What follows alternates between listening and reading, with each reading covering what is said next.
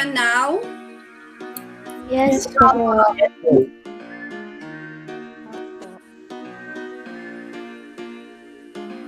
Okay, let's start with our online class.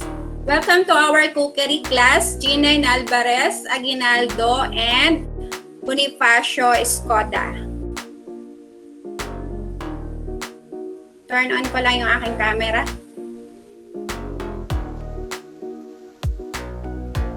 Okay, let us pray first. Okay, si Era ng Alvarez ang magpipray. Paki-turn on yung camera, Era, and pakisabayan yung ating prayer. Let us bow our head and feel the presence of our Lord.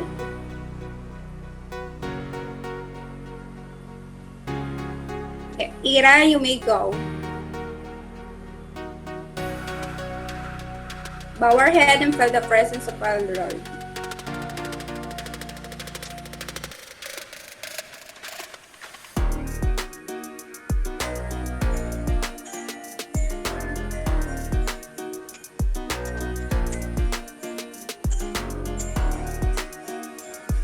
Our loving and generous God, we praise and thank you for the wonderful blessings you have given us.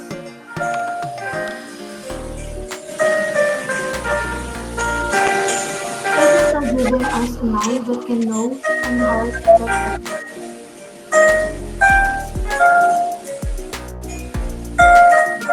Thank you for giving us the chance to continue learning amidst the pandemic that had caused a lot of changes in our lives.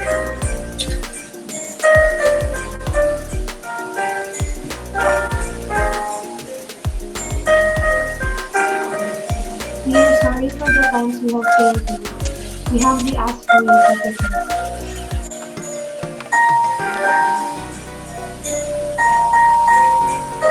Father, help us stay focused on our studies.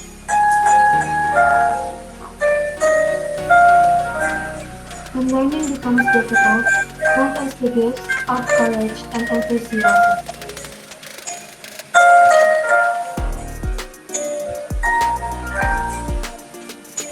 Grant us the grace to use our knowledge to make a difference into the lives of the people around us.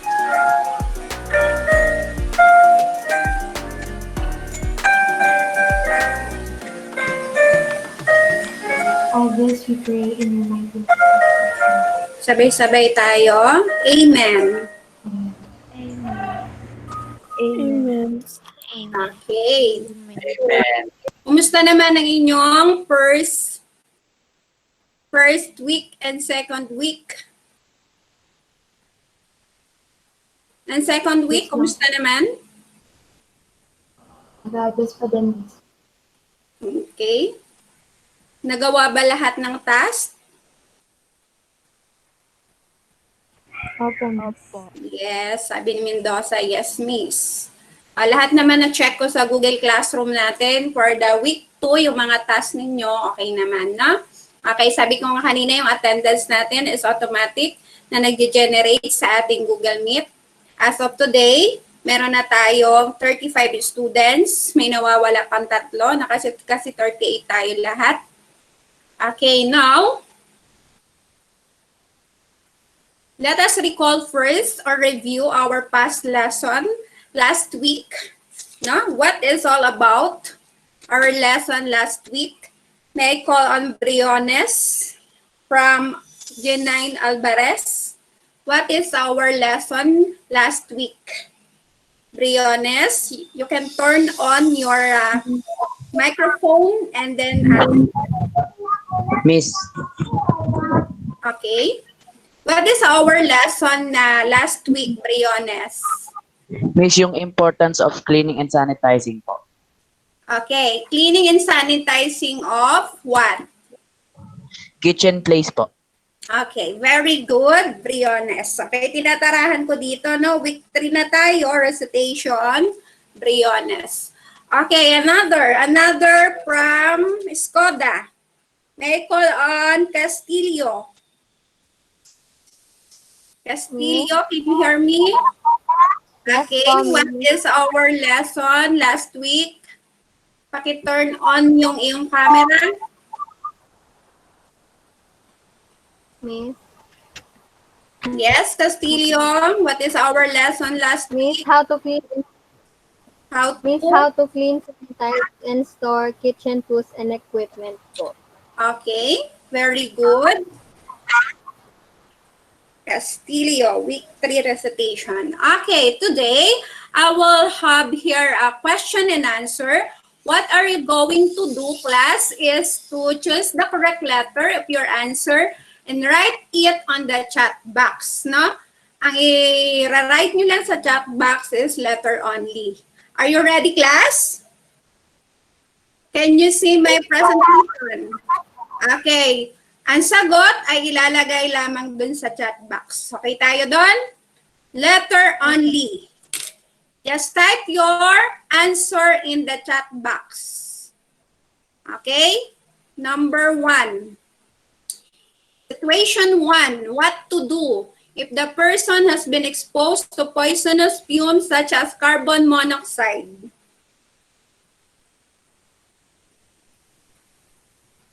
Okay, ang daming nagsasagot dito ng letter.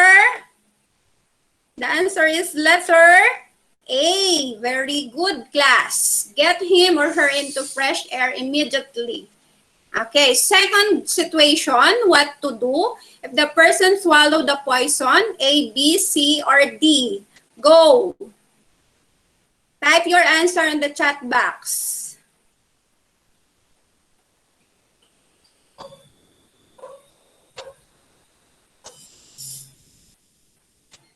Wala pa nagta-type? Can you see the presentation, class? Yes. Okay. What is the answer for letter situation 2? B. Type B. your answer in the chat box. Na-type na po namin, Miss. Siguro late na dito sa akin, no? The answer is letter B. Okay, very good. Situation 3. If the suspected poison is a household cleaner or other chemical, what to do? Okay, sige, what to do? What is the answer? Okay, very good. Your answer, karamihan, is letter C. Okay, very good, class. Situation 4. If the person is spilled on the person clothing, what to do? Type your answer in the chat box. Go. Ayan, nakikita ko na. Marami ang sumasagot ng letter D. Okay, the correct answer, class, is letter D. Very good. Okay, and the last situation, number 5. What to do when you accidentally splash liquid detergent in your classmate's eye? Okay, D. Karamihan D ang nagsasagot sa chat box. Okay, very good, class. D. The answer is letter D. Okay, any questions regarding our lesson last week? Is there any question, class? None. Wala. Okay, is that clear, class? Yes. Okay, Yes. very good. Okay, now let us have a task number 1. Before we start our discussion all about our lesson for today, let us do this task number 1. Direction, give the meaning of the following words in order to unlock unfamiliar words which are needed for your better understanding as you go on the lesson. Okay? Bibigyan ko kayo ng at least 3 minutes to do the activity. Write your answer on your TLE notebook. You may start now. 2 minutes, class. Miss, Write hindi ko your po answer makita. in your TLE notebook. Then after answering, let us discuss all about the word. 2 minutes. You may start now. Miss, hindi ko po makita. Miss. Can you see the presentation, class? Oh, yes. Yes. Yes. Castillo, Yes po. baka mahina ang net mo, anak. Naka-flash naman siya. Yung number 1, sige kung hindi nakikita, I will read. Number 1 is hors d'oeuvre. Number 2, entree. Number 3, platter. Number 4, accompaniments. And number 5, a la carte dishes. Nakuha mo, Castillo?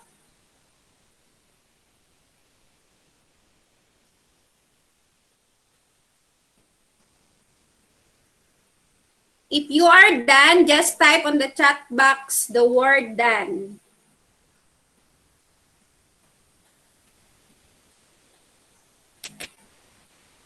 I have here a timer, 2 minutes only.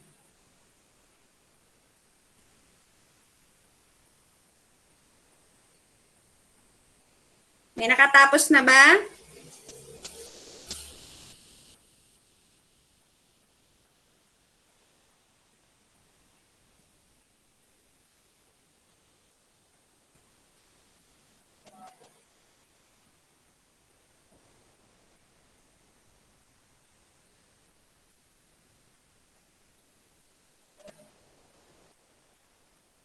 Okay, may nakatapos na. Dan, Darlene Tobias. How about the others?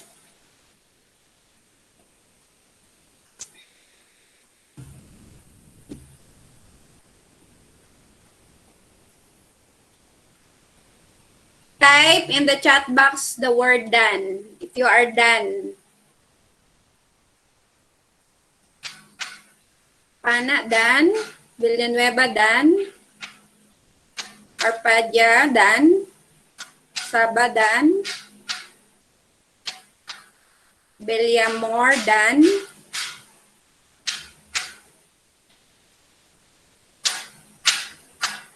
Are you all done?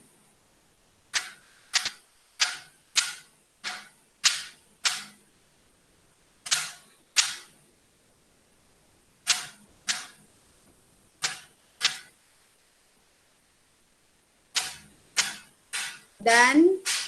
Okay, we have still 10 seconds. Meron tayo 1 minute 15. Lim, done. Duki, done. Okay, yung ginawa nyo ay take a photo or screenshot nyo yung inyong ginawa and then ito turn in yan mamaya sa Google Classroom.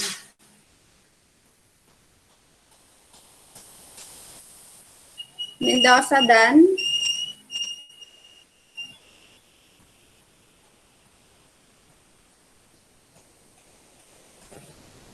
Okay, 5 seconds.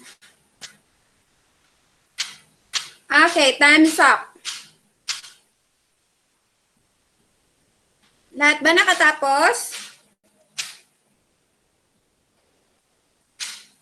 Pwedeng i-turn on yung microphone and then you say yes or no. Are you all done? Not yet. Yes po. Time is up na po. Okay, pwede nyo namang i-continue yan mamaya. No? Ito-turn-in nyo yan mamaya after sa Google Classroom. Okay, let us discuss what do you mean by hors d'oeuvre. Sige nga, first, si Lim. Lim, from Skoda. What is your answer? What is hors d'oeuvre? Please read your answer, Lim. From Skoda. Can you hear me, Lim? Nakikita kita.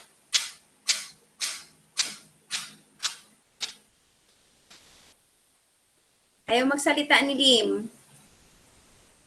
Sinong may nakakuha ng answer number 1? Ako po, Miss. Miss ako po. Okay, sige. Nitina. Nitina, please read your answer number 1. It is a small savor dish. Turn on your camera. Isira po yung camera. Okay. Sige, go. It is a small savor dish typically served as an appetizer at the beginning of a meal. Okay, very good, Christine Medina. Okay, how about number 2? Who wants to answer number 2? Ako po, Miss. Okay, Faith. Okay, sige, Faith. Turn on your camera, Faith, then answer number 2. Read your answer, Faith.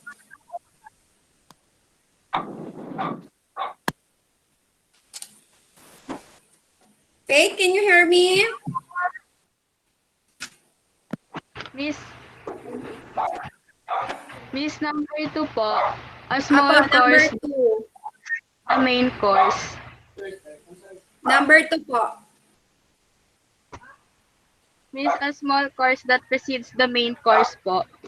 Okay, very good. Anong section mo, anak? Bonifacio po. Okay, Bonifacio. Very good. Okay. When we say hors d'oeuvres, that is a small savory dish, typically one served as an appetizer at the beginning of a meal. Meaning, hors d'oeuvres is other term for appetizer. That is served at the beginning of a meal, no? And then when we say entree naman, in modern French, that is called a small course that precedes the main course. Okay, sa third. How about the third platter? Ako po, Miss. Yes, Santos. Si Santos. What is platter? Large flat dish or plate, typically oval or circular in shape, used for serving food. Ay, dalawa kayong Santos. Sino yung sumagot? Ako po, sa Si Alvarez Anne po. Sofia Santos. Anong section, anak? Alvarez po. Okay, Alvarez. Again, pardon your answer. Po, Pardon your answer, anak. Santos from Alvarez. large flat dish or plate, typically oval or circular in shape, used for serving food. Okay, very good. How about accompaniments? O, si Santos Jusain naman. Or complementary Miss, additions ako to the po. main ingredient. Wait lang ha, nasagot pa si Santos Jusain. What is accompaniment? Santos Jusain. Or complementary additions to the main ingredient of a meal. Okay, very good. When we say platter, that is a large plate, no, with a variety of foods on it. Okay, sa isang plate, they have different variety of appetizers when we say platter. And then when we say accompaniment, that is complementary addition to the main ingredient of a meal. Okay, how about the word or the last word, number 5? You can answer the number 5. Miss. Valenzuela from Alvarez. Yes, what is your answer? A menu having individual dishes listed with separate prices. Number 5. Okay, very good. When we say a la carte dishes, that is the menu having individual dishes listed with separate prices, no? A la carte dishes. Okay, those are the unfamiliar words na may encounter natin during our lesson. Okay, now, let us move on to our task number 2. Directions. Read and analyze the given statement carefully. Write whether it is a bluff or a fact. What are you going to do is to type a bluff or a fact on the chat box. Is that clear? Yes or no? Yes, Miss, yes. Okay, Yes, so po. type your answer in the chat box. Either it is a bluff or a fact. Are you ready, class? Yes, Miss. Okay. Question number 1. Appetizers were originally introduced by the Athenians as a buffet in the early 3rd century. Fact or bluff?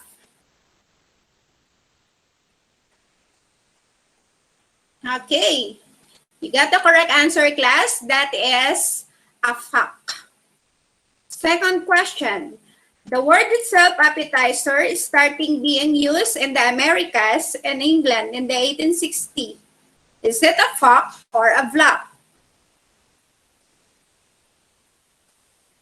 Okay, very good class. You got also the correct answer. That is a fact. Number 3, appetizer are foods which stimulate the appetite through their attractive appearance, fragrance, or appealing flavor. A fact or a bluff? Okay. Very good class. That is fact.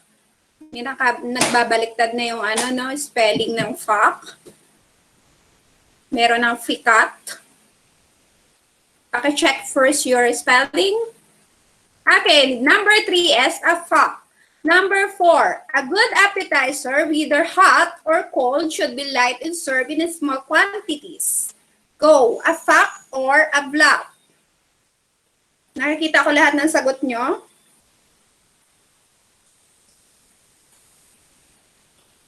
Wow, wala nagkakamali. Very good. That is a fact. And last, appetizers not help to stimulate one's appetite. Wow, nauna siya. Very good. Okay, lahat naman kayo ay nakakuha ng correct answer. That is a bluff. Okay, that is for task number 2. Okay, our lesson for today, class, is all about differentiate between hot and cold appetizer. But before we differentiate between hot and cold appetizers, let us have a most essential learning. Okay, our most essential learning for today is all about prepare and present a range of appetizers.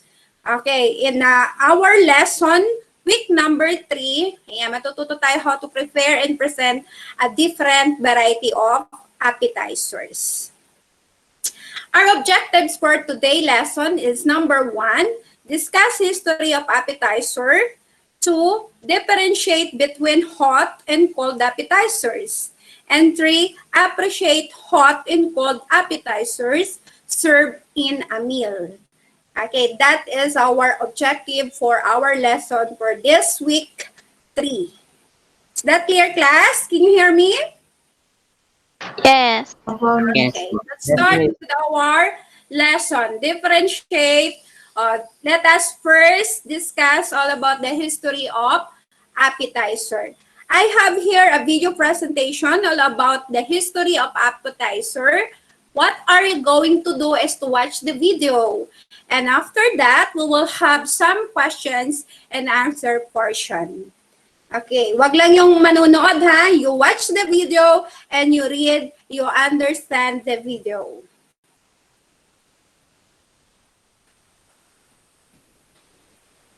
Our topic is prepare appetizers.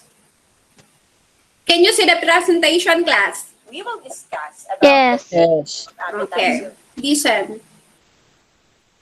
Appetizers were originally introduced by the Athenians as a buffet in the early 3rd century BC. They would serve sea urchins, cockles, sturgeons, and garlic. However, they were unpopular to start as these tiny meals weren't followed up with a main course, leaving everyone hungry and wanting more. It wasn't until the 19th century that appetizers truly caught on, as meals evolved into a more structured ordeal. Aperitifs came about by the Romans and were classified as liquid appetizers that typically contained alcohol. In addition to inciting hunger like food appetizers, the purpose for aperitifs were also meant to help with the imminent digestion process. Aperitif drinks would be shared from a single glass and passed around the table to all members of the eating party. Aperitifs are still utilized today, typically with the company of food appetizers. The word appetizer itself, as being used in America and England in 1860s, is more local flavor. Pwede kayo mag-take note while watching the video, especially yung mga important things. As a refresher. But by the 20th century, they had taken their place as a precursor to the main course. On the other hand, it is said that appetizers are the dishes that can truly be considered Filipino because we are best known for using our hands to eat the small finger foods that come with the first course. Appetizers can include anything from fish to meat, nuts, and chips. They are often served before dinner or at large family lunches. Sa amin sa Pilipinas, finger food ang tawag dyan. Here are some examples of a very creative appetizers. Okay, who introduced appetizers in the early 3rd century BC? Belerma. Belerma, can you hear? Can you hear me? Okay. Yes, Miss. Who introduced appetizers? Athenians Okay. in Belerma. 3rd century BC.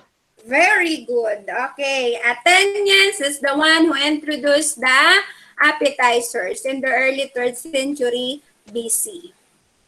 Another. What kind of appetizers they serve? Bayroy? Bayroy from Skoda. Miss. What kind of appetizers they serve? Ano daw uri ng appetizer yung siniserve in the early century, 13th century BC? Miss, wait. What? Bawat sagot nyo dito, nire-record ko ha. Tinatara ko sa recitation. Ayan no, meron akong lagayan ng record ng recitation. Okay po tayo? Bayroy? Anong sagot mo? What is your answer? Ano yung Miss, kind of... aperitif. Ano po? Aperitif. Aperitifs. Okay, another? Ako, Miss, si Lim. Alim.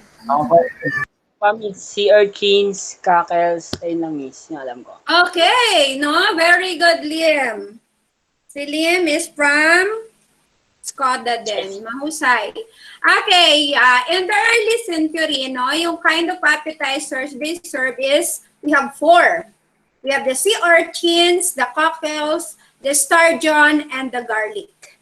Those are the appetizers na ini-introduce in the early 13 BC. Again, sige nga class, basahin nyo nga. Ano yung 4? Sea urchin. Sea urchin?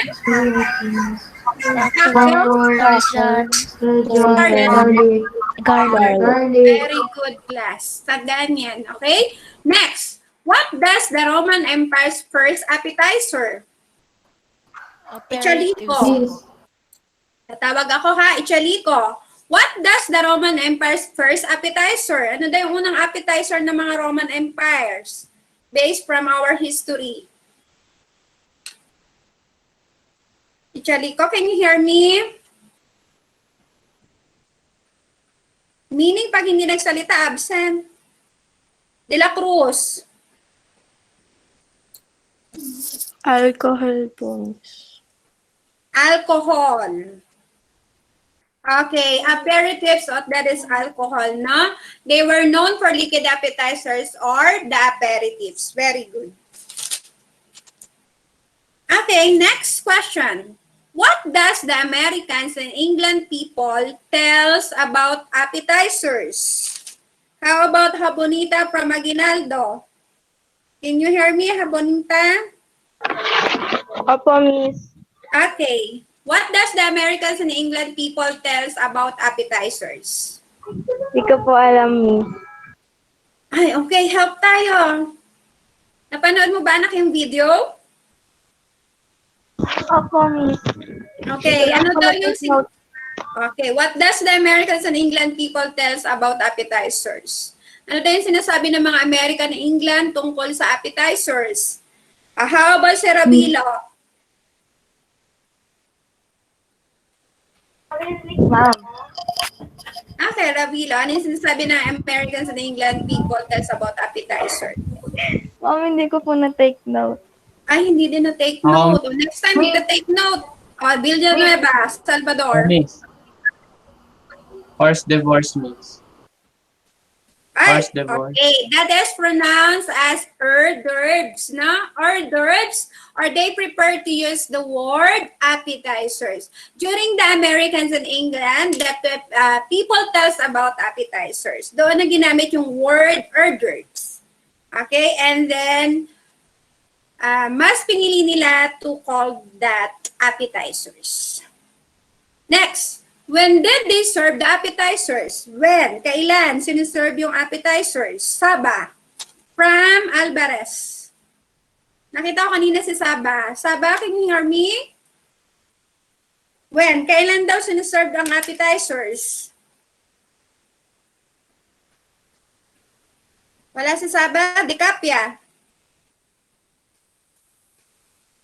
Fernandez from Bonifacio. Ayun, si Dicapia. O, sige, Dicapia. Hindi ko alam, miss. Hindi din alam, hindi din take no. Miss, ako na lang. Fernandez. Miss, ako na lang po. Miss, ako pa. O, Sabina. Miss, ako na lang po. Miss. Yes, Sabina. Cassandra. Go. 1860 po. Ano po? In 1860. Okay. The queen, the main course and dessert as a refresher. Meaning, siniserve nila yung appetizer sa pagitan ng main course and dessert. No? Yun yung when they serve the appetizer. Kailan daw siniserve yung appetizers? Okay. Tandaan na, between the main course and the dessert. Doon siniserve yung appetizers as a refresher.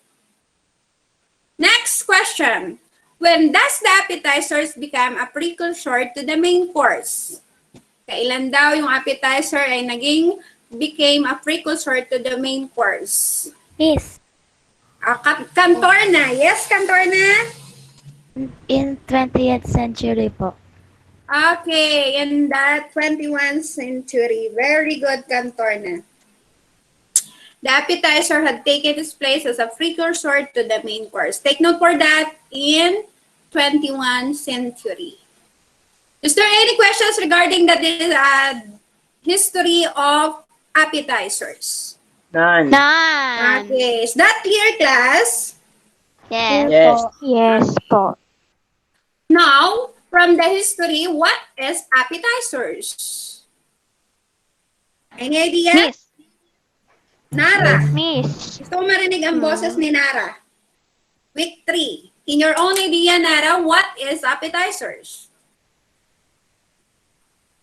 Miss, Yes. yung mga siniserve po nila na pampagana po bago po kumain. In English, what is appetizers? Yes, that is pampagana. In English, pampagana is? Miss. Sige, Belerma. Ako, miss. Ano po? Stimulate the appetite. Okay, very good. Another, Aluber from Bonifacio. Can you hear? Yes, Aluber, what is appetizer? Same lang po din sa sinabi. Parang yun nga, Okay, same then. Basbas. From Bonifacio, Basbas. Miss. Can you hear me, Basbas? Opo, miss. Okay, Basbas, sige. Ano po? Para pong refresher. Turnan yung camera para naman makilala kita. Wait lang. Kaya tinatawag ko isa-isa para naman yung mga mukha yung makilala ko. Basbas. Miss, naka-turn on na po. Yung tinatawag ko lang. Okay? Anak, ano para sa iyo ang appetizer? Miss, ano po? Siniserve po siya dessert. Ano po siya? It serves as refresher. Sige, anak. Go. Kaya mo yan. Miss, Miss, refresher po. Okay, sige. Okay, very good. Appetizers is a small pieces or portion of highly seasoned food usually served before a meal, no? The small pieces or portion of highly seasoned food. Siniserve siya before a meal. Why? To induce and stimulate one's appetite. Okay, kasi minsan yung iba walang mga panlasa, no? Okay, kaya yung appetizer help to induce and stimulate one's appetite. Those are the meaning of appetizers. Another is, a good appetizer, whether hot or cold, should be light and served in small quantities. Yung appetizer daw, we have two types or two categories. That is hot and cold appetizers. Meaning, kahit siya ay hot and cold appetizers, kailangan should be light and served in a small quantities. No?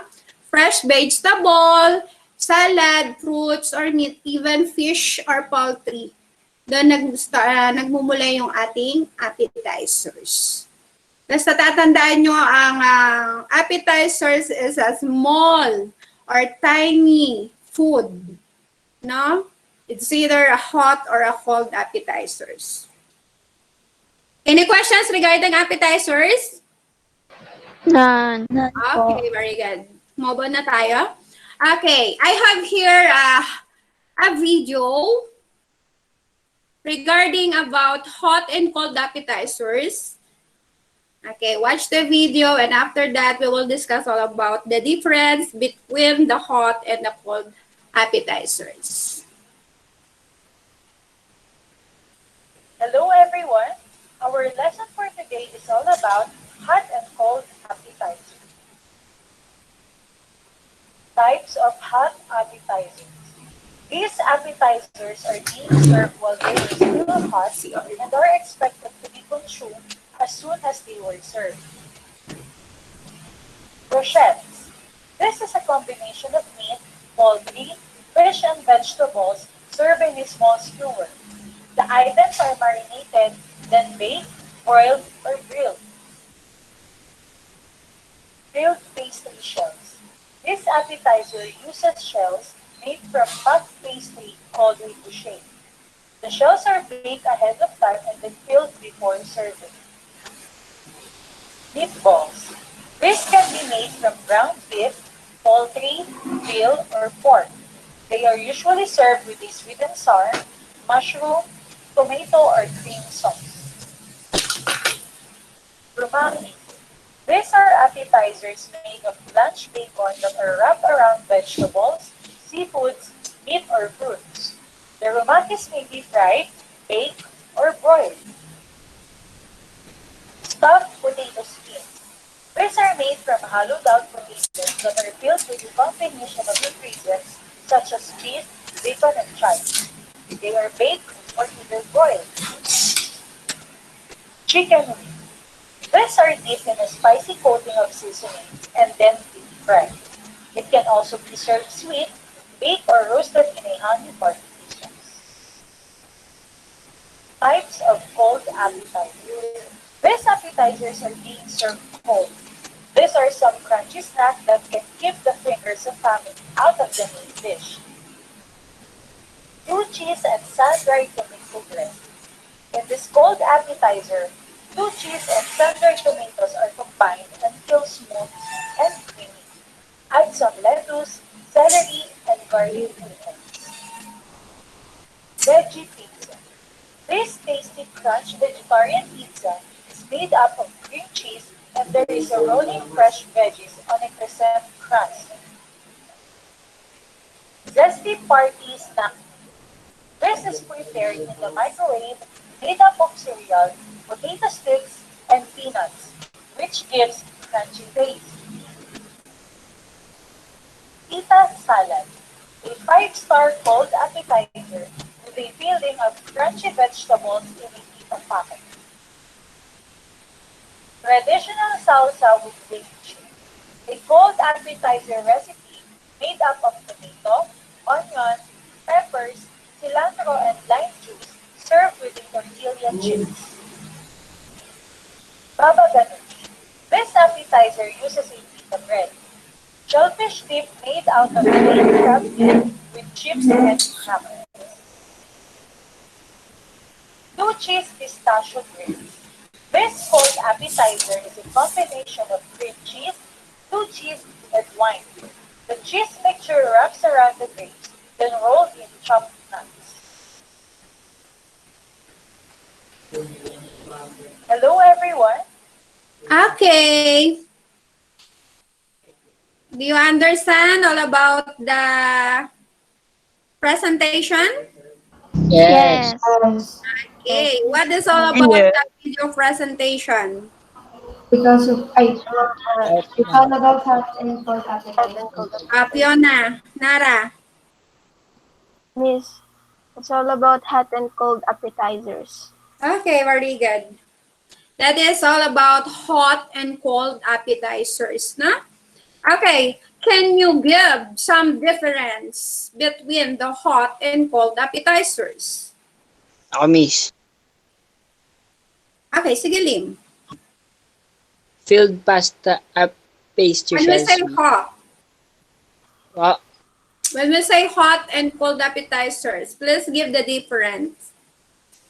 Ano, miss? Pag yung hot, miss, mainit. Tapos pag cold, malamig. Okay, from its temperature, yung binase mo, okay? Villerma? Between cold and hot appetizer is cold appetizer uses cream uh or soy sauce, Okay, dressers, sauce. mayonnaise, and hot and use we broil, bake, or grill. Very good, Villerma. Meron pa? How about the others? Miss, Miss, Ako, miss. Oh, Valenzuela. Miss, ano po, Yes, Valenzuela. hot is usually served with meat, poultry, and other stuff na meat po, basta yun, basta meat. Tapos pag cold meat, usually served po siya as vegetables in family meat. Okay, very good. Okay, yung iba naman, kasi yung iba naman dapat sumagot. How about Aratea from Alvarez? Aratea, can you hear me? Meron na nagpaalam sa akin na mahina daw ang net, kaya nalilep siya bigla. Aratea? Wala si Aratea sa Alvarez? How about Cabrera? Cabrera, wala din? Huwag kayong mahiya ha, kasi tayo-tayo lang naman. No? How about si Castillo? Alvarez? Miss, wala pong Castillo yung Alvarez na Ay, po, ano ba to? Alvarez to eh, oh. Wala po siya. Ginoban. Skoda.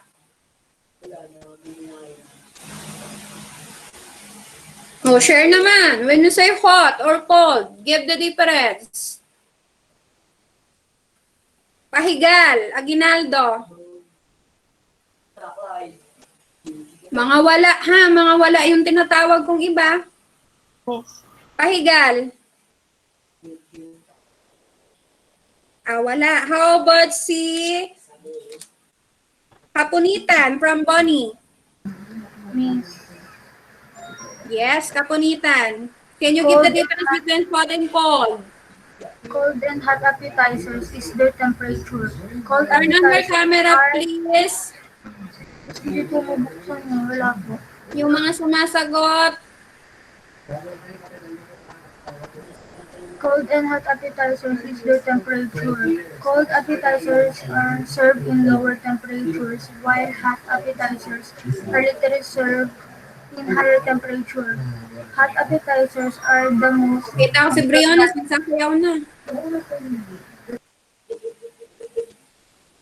Okay, very good. Okay, when you say hot, and cold appetizer, the literal difference, you take note ha, between cold and hot appetizer is their temperature. Katulad din ng sinabi ni Lim, no? Mainit at cold. Okay, when we say cold appetizer, that is served in lower temperature or in a room temperature. And also, when we say cold appetizer, that appetizer is being served in a cold or some crunchy snack, no? That can keep crunchy snack. For example, yung mga wrap, gumagamit ng mga wrap, and then the pita, yung mga example, yung mga fresh vegetables and preserved foods, no? Those are the cold appetizers. Well, and then, when we say hot appetizers are literally served in a higher temperature. Sabi ni Lim kanina, mainit, no? Okay, next one, cold appetizer is being served cold. These are some crunchy snack. Sabi daw dyan, keep the family out of the main dish. Gumagamit ang mga cold appetizer ng fresh and preserved ingredients. Yun yung tatandaan nyo, class, ha? Fresh and preserved ingredients, mga fruits and vegetables na mga fresh. Ayan. Kaya siya tinawag na cold appetizers. And then when we say, the example of this is from fresh seafood, fresh food crops, and dip-based finger food. Ayan. You take note for that. And particularly fruits and veggies. And then yung hot naman, when we say hot, it is being served while hot and made from baked, fried, broiled, or grilled. Ayan po yung hot appetizers. And the example of that is soup base, no?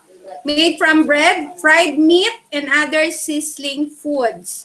Those are the example for hot appetizers. Ayan, sa temperature nagkakaiba yung dalawa, na hot and cold appetizers. Tandaan, ang inyong dapat tandaan sa cold, that is came from the fresh and preserved ingredients. When you say from the fresh and preserved, from the fruits and vegetable, yung mga fruits and vegetable. Sa hot naman, ang tatandaan niyo yung mga baked food, mga fried food, mga broiled food, or grilled food. Okay. Pag mga ganon, that is hot appetizers. Is that clear? Malinaw yung pagkakaiba ng dalawa. Opo. Yes, po. Under hot and cold appetizer, we have hot hors d'oeuvres. And then when we say hot hors d'oeuvres, that is served between the soup and fish course. Okay, pag hot hors d'oeuvres, siniserve siya between soup and fish course. Take note for that. Na? And then pag cold hors d'oeuvres naman, should stimulate appetite. Yung maaanghang, na? And therefore, should always be served at the first course in the menu naman. Kung yung hot hors d'oeuvres, siniserve siya ng between soup and fish course, yung cold hors d'oeuvres naman, siniserve siya at the first course in the menu. Siya yung pinakaunang siniserve pag cold hors d'oeuvres, na? Okay, pag hot hors d'oeuvres is between the soup and the fish course. Example ng cold, salmon and cucumber bites. Yan. Mixed vegetable relish and cheddar cheese dip. Okay? We have 5 types of cold hors d'oeuvres. Take note for that. Nasa learning activity sheet din naman yan, no? Number 1, plate hors d'oeuvres. Pakibasa mo, Belyamor, yung number 1.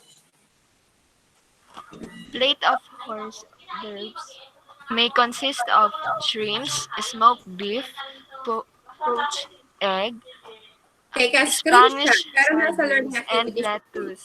Sauce can be served at the side. Okay. Yung plate hors d'oeuvres class, when we say plate hors d'oeuvres, in one plate, they consist of shrimp. No? Sa isang plato, meron doong shrimp, smoked beef, poached egg, Spanish sardines, and lettuce. Maalin man dun sa mga yon. Okay? That is what we call the plate of hors d'oeuvres. Take note for that, 5 types of cold hors d'oeuvres. Second, pakibasa mo Bayroy. Baka naman pwede na magbasa si Bayroy kasi babasahin lang. Please read Bayroy. Miss Grayson platter may consist of two kinds of cold meat such as ham, smoked beef, preferred ham. Sauce can be served at the side.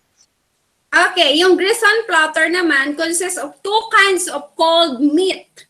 Meaning to say, sa isang plato, nagko-consist ng dalawang cold meat, no? Which is the ham and the smoked beef. Pwede din peppered ham. Sauce can be served at the side. Ayan. Kailangan laging may sauce at the side of the platter. That is Grayson platter. Next, number 2. Please read Cantorna. Ayan. Cantorna, please read.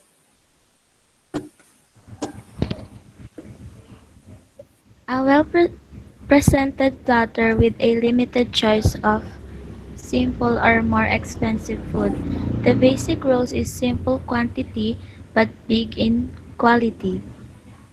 And at the same time, extractively served, it may consist of shrimp with jelly, asparagus dip with mushroom, sardines with onion rings, tomatoes stuffed with salad and chicken loaf.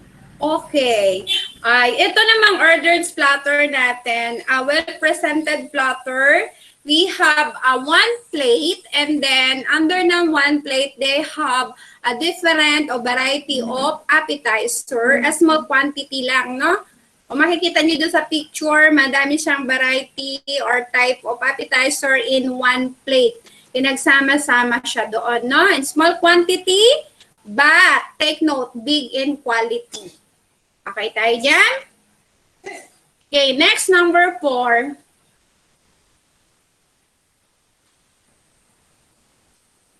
Okay, number 4. Valenzuela. Yes. Assorted. Naglalep ha? Mawawala din yung attendance niya sa automatic. Go. Tama yung part, Miss. Yes po, read. Assorted orders. Orders.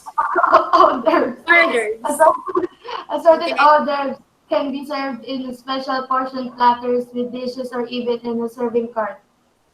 Okay, yung assorted orders naman, in one plate or one platter, they have special portion for different types of platter. No, kung makikita nyo dun sa plate, meron siyang iba't ibang platter. Yan ay siniserve.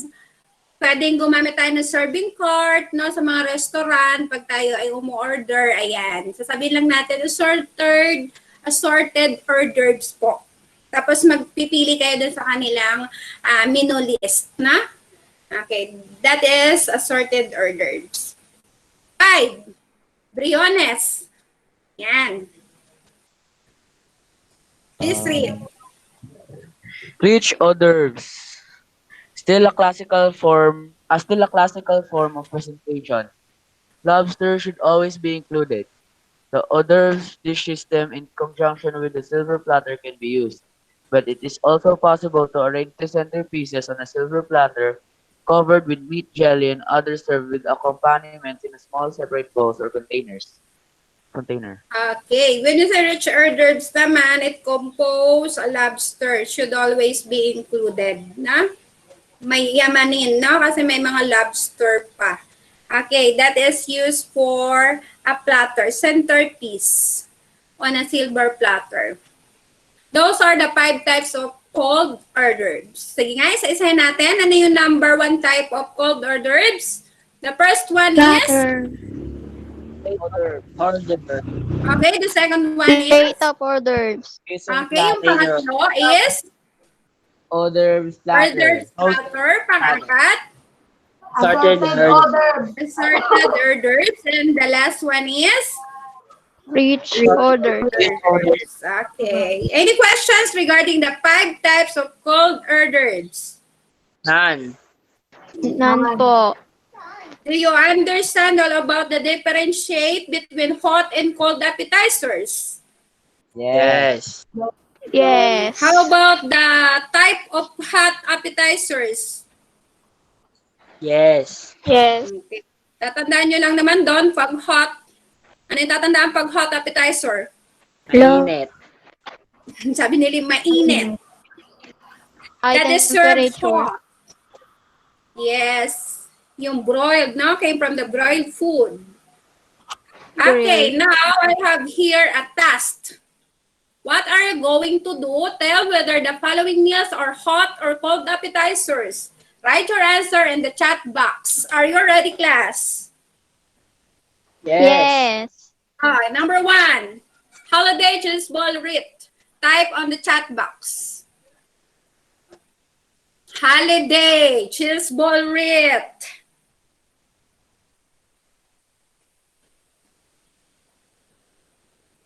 May nakita na ako isang tama at siyang makakakuha ng, okay, 2 na, 3. Pero ang pipiliin ko yung naunang sumagot ng tamang sagot. Ang tamang sagot at siya yung naunang sumagot. Nakikita ko kasi dito sa chat box kung sino yung unang sumagot.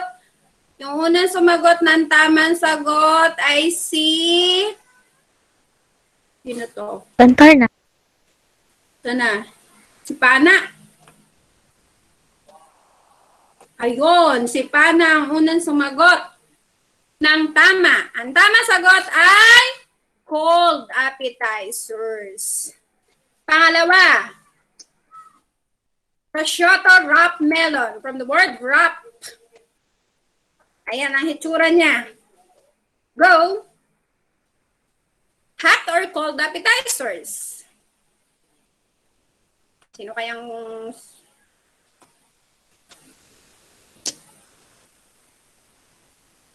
Okay.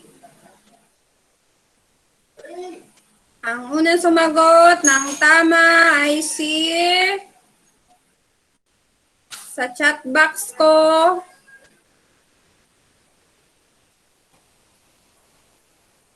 Valenzuela. Siyang nauna. Next, that is cold appetizers. Ayan, from fresh fruits, no? Next, pangatlo, lemon chicken lollipop. Go. Hot or cold appetizer?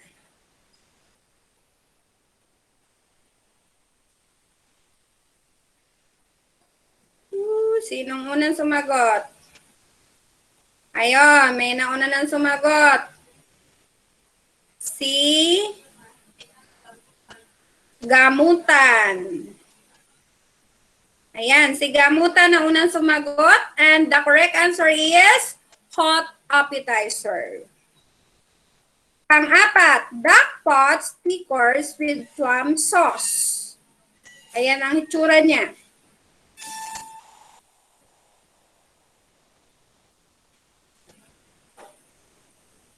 Type your answer in the chat box.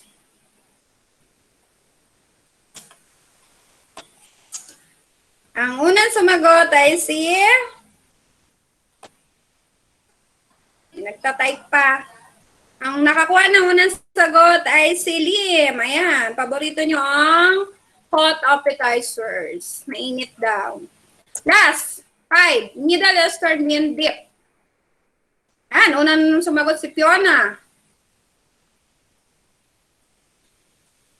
Fiona, ang tamang sagot. Siya ang unang nakakuha ng sagot na tama. That is, may nagsagot pa ng cold.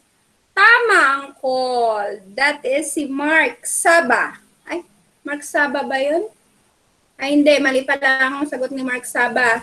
Si Santos and Sophia. Cold appetizers. Okay, next. Any questions regarding our topic, class?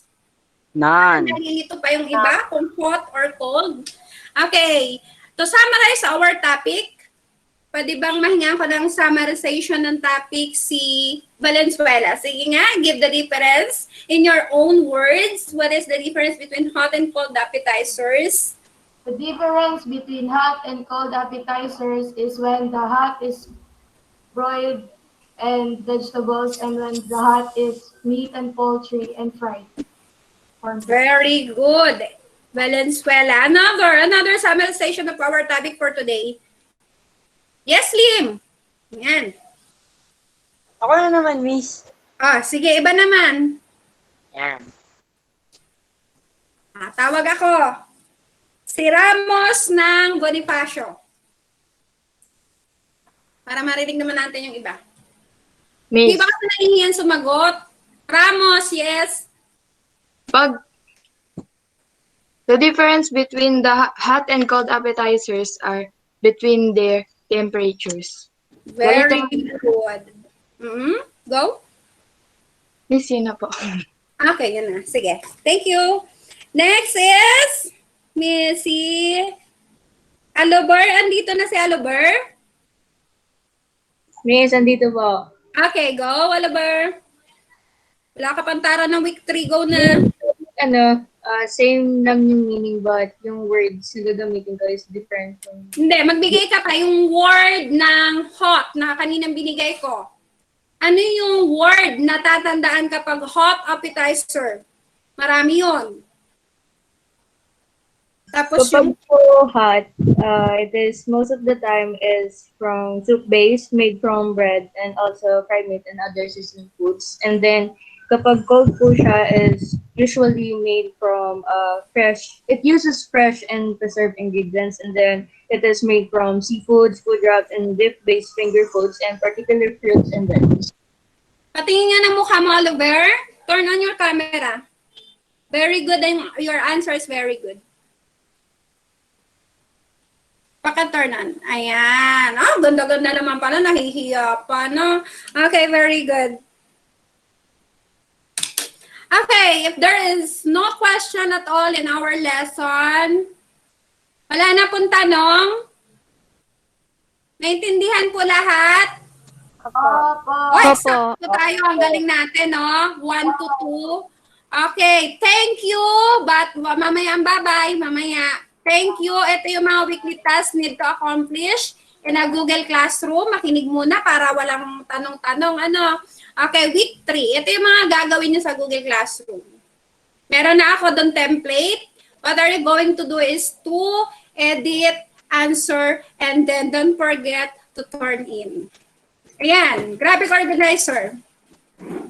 Meron na ako diyang nakalagay na template na task 3 sasagutan sa Google Classroom. And then, ayan, tell whether hot or cold appetizer kasi medyo nalilito pa kayo kaya meron pa din task sa Google Classroom. And then, Venn diagram. Do you know how to make a Venn diagram? Ayan, sige, yes. Madali lang yan. Different, same, and different ng hot and cold appetizers.